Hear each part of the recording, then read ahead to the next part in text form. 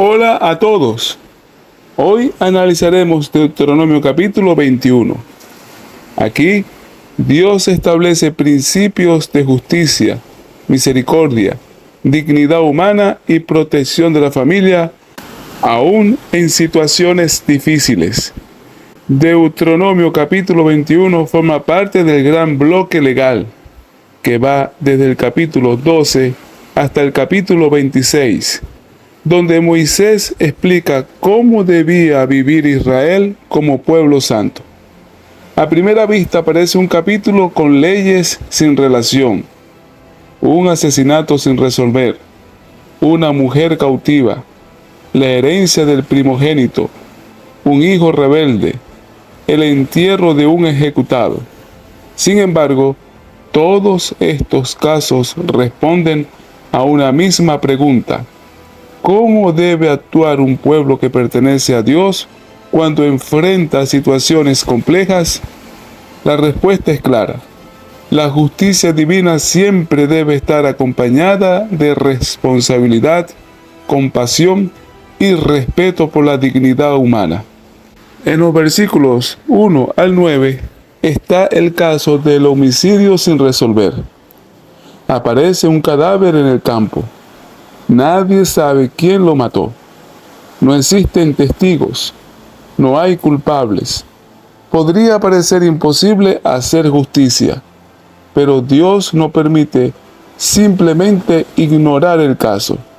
Los ancianos y jueces deben medir la distancia hasta las ciudades cercanas. La ciudad más próxima asume la responsabilidad pública. No porque sean culpables, sino porque la comunidad tiene responsabilidad sobre lo que ocurre dentro de su territorio. Se toma una ternera joven que nunca haya trabajado, que nunca haya llevado yugo, es llevada a un valle donde corre agua permanente. Allí le rompen el cuello. Los sacerdotes participan. Los ancianos lavan sus manos sobre la ternera. Luego declaran: no derramaron nuestras manos esta sangre. Y piden el perdón divino. ¿Qué significaba este ritual? No era magia. No eliminaba automáticamente la culpa. Era una confesión pública de que la vida humana pertenece a Dios. El asesinato contamina la nación. El pecado afecta a toda la comunidad. Una sociedad justa nunca se acostumbra a la violencia. La indiferencia también produce culpa. Hoy también somos responsables de proteger la vida.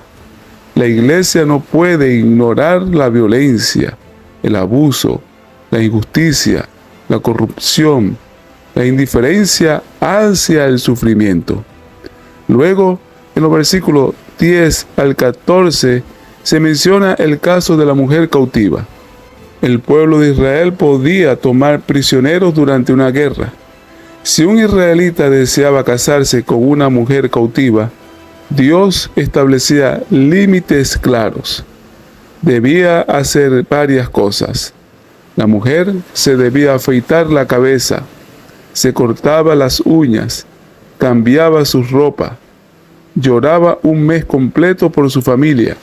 Después podía celebrarse el matrimonio. ¿Por qué? Era un período de duelo. No debía ser tratada como un objeto de guerra. Tenía derecho a procesar el dolor por la pérdida de su hogar y de sus seres queridos. Si el esposo ya no la quería, no podía venderla. No podía convertirla en esclava. Debía dejarla libre. Incluso en tiempos de guerra, Dios pone límites al poder del vencedor. La dignidad humana nunca desaparece. Toda persona merece respeto. Nunca debemos aprovechar nuestra posición de poder para humillar a otros. Luego, en los versículos 15 al 17, se menciona el derecho del hijo mayor. Aquí aparece un problema familiar. Un hombre tiene 2 esposas. ama más a una que a la otra. El hijo mayor pertenece precisamente a la esposa menos amada. La tentación era favorecer al hijo de la esposa favorita, pero Dios dice, no, el primogénito conserva sus derechos.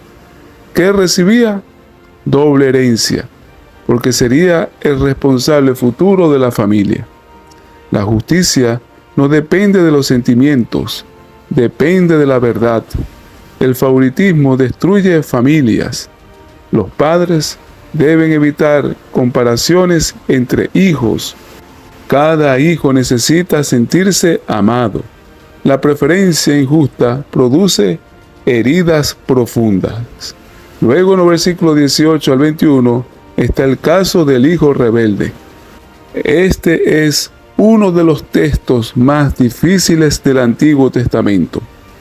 No habla de un adolescente desobediente, describe a un adulto completamente rebelde.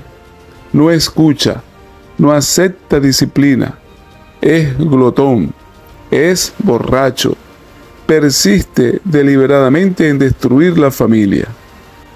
El proceso que debía llevarse a cabo no era decisión del padre, ni de la madre, ni de una persona.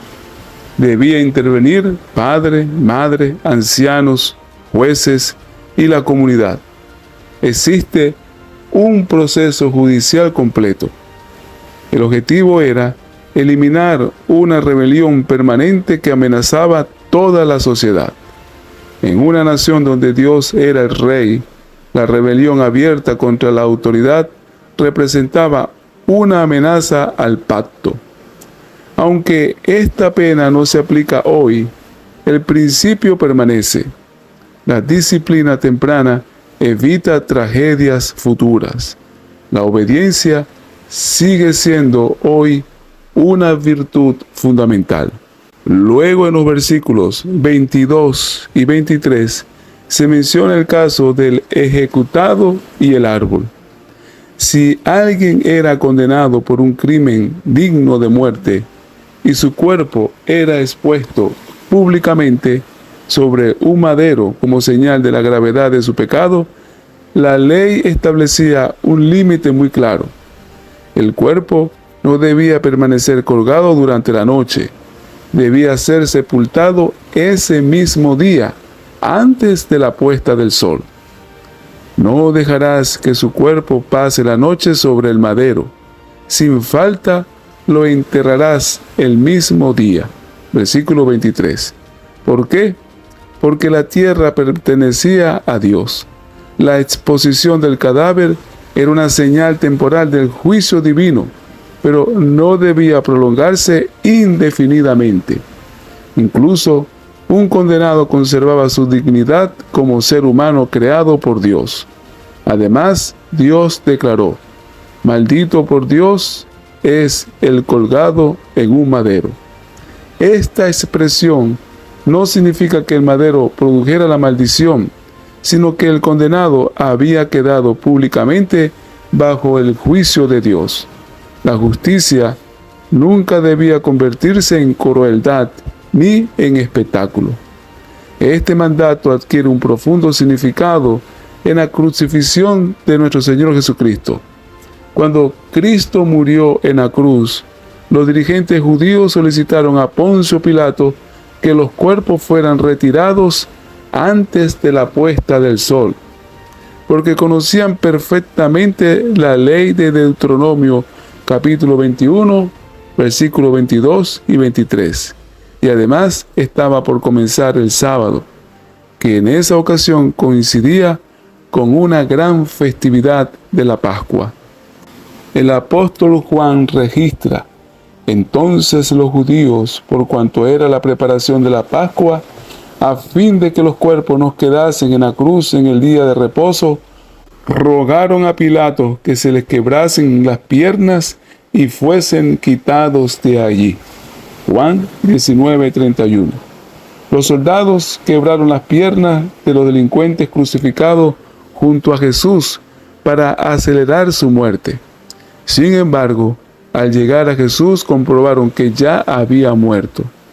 por lo que no le quebraron las piernas, cumpliéndose también la profecía de que ninguno de sus huesos sería quebrantado, según Éxodo capítulo 12, versículo 46 y Salmos 34, 20. Poco después, José de Arimatea pidió el cuerpo de Jesús a Pilato y junto con Nicodemo lo envolvieron en lienzos y lo colocó en un sepulcro nuevo antes de la puesta del sol. San Juan 19, 38 al 42. Así, aún en los detalles de su sepultura, Jesús cumplió perfectamente la ley.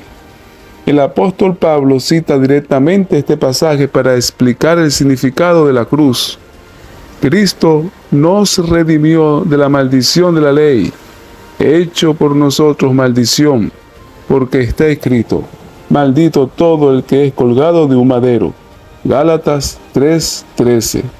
Jesús no murió porque fuera culpable, murió siendo completamente inocente. Tomó sobre sí la maldición que correspondía a la humanidad pecadora. El justo fue tratado como culpable para que los culpables pudiéramos ser declarados justos delante de Dios. La cruz es el lugar donde la justicia de Dios y su infinita misericordia se encuentran. Cada vez que contemplamos la cruz, recordamos que Cristo llevó nuestro pecado, nuestra culpa y nuestra condenación. El cuerpo fue bajado de la cruz antes de la puesta del sol, en obediencia a la ley de Deuteronomio. Sería colocado en un sepulcro del cual resucitaría gloriosamente al tercer día. Lo que parecía el final de una vida fue, en realidad, el comienzo de la victoria definitiva sobre el pecado, la muerte y del adversario. De este capítulo podemos extraer algunas enseñanzas teológicas importantes. Primero, Dios valora profundamente la vida humana. Cada asesinato afecta a toda la comunidad. La vida pertenece solo al Creador. En segundo lugar, la justicia incluye responsabilidad colectiva. No basta con decir, no fui yo. Todos debemos contribuir a construir una sociedad justa. En tercer lugar, Dios protege a los vulnerables. Protege a la cautiva, al hijo menos favorecido, incluso el cuerpo del ejecutado. En cuarto lugar, el favoritismo produce injusticia. Dios exige imparcialidad. No podemos permitir que las emociones sustituyan la justicia. En quinto lugar, la familia es el primer lugar de formación. La disciplina amorosa previene el desastre moral. En sexto lugar, la santidad alcanza toda la vida. Dios regula la justicia, la guerra, la herencia, la familia, el trato hacia los muertos. No existe separación entre lo espiritual y lo cotidiano. En Deuteronomio capítulo 21 encontramos en todo momento a Cristo. Él carga nuestra culpa. La ternera sacrificada por un homicidio sin resolver anticipa al inocente que moriría para quitar la culpa del pueblo. Jesús tomó sobre sí el pecado que nosotros no podíamos reparar. He aquí el Cordero de Dios que quita el pecado del mundo. Juan 1:29. Cristo dignifica al rechazado. La mujer cautiva representa a quienes llegan quebrantados y sin esperanza. Cristo recibe a los marginados y les concede una nueva identidad. Cristo es el verdadero primogénito. Él posee la herencia eterna. Comparte esa herencia con todos los que creen en Él. Romanos 8:17 afirma que somos coherederos con Cristo. Cristo fue tratado como un rebelde. Aunque fue perfectamente obediente, Jesús fue condenado como un criminal. Murió ocupando nuestro lugar. Cristo llevó la maldición del madero. Deuteronomio 21:23 encuentra su cumplimiento directo en el Nuevo Testamento. El apóstol Pablo cita este pasaje para explicar la obra de Cristo. Cristo nos redimió de la maldición de la ley, hecho por nosotros maldición, porque está escrito: maldito todo el que es colgado en un madero. Gálatas 3:13. Jesús cargó la maldición que pertenecía a la humanidad para concedernos la bendición de la salvación. Este capítulo podemos aplicarlo en nuestra vida personal, valorando cada vida como un regalo de Dios, practicando la justicia con misericordia, evitando el favoritismo y la parcialidad, y aceptando que Cristo cargó con nuestra culpa para darnos una nueva vida. En el entorno familiar, debemos educar a los hijos con amor, firmeza y constancia, tratar a todos los hijos con equidad, resolver los conflictos familiares antes de que se conviertan en rebeldía permanente, modelar un hogar donde la justicia y la gracia caminen juntas. Y en el entorno de la iglesia hay que defender la dignidad de toda persona, acompañando a quienes sufren injustamente pérdidas, administrar la disciplina con verdad y restauración, y recordando siempre que el centro de toda justicia es la cruz de Cristo. Deuteronomio 21 revela que la santidad no se limita al culto, transforma la manera en que una comunidad enfrenta el crimen, la guerra, la familia, la herencia y la disciplina. Dios llama a su pueblo a reflejar su carácter mediante una justicia que protege la vida, honra la dignidad humana y busca la restauración cuando es posible. En Jesucristo, este capítulo alcanza su pleno significado. Él tomó sobre sí nuestra culpa, llevó la maldición del madero y nos abrió el camino para recibir la herencia eterna como hijos de Dios. Así, la justicia y la misericordia se encuentran perfectamente unidas en Cristo Jesús. Gracias por acompañarme en el análisis de este capítulo. Nos vemos en el próximo video.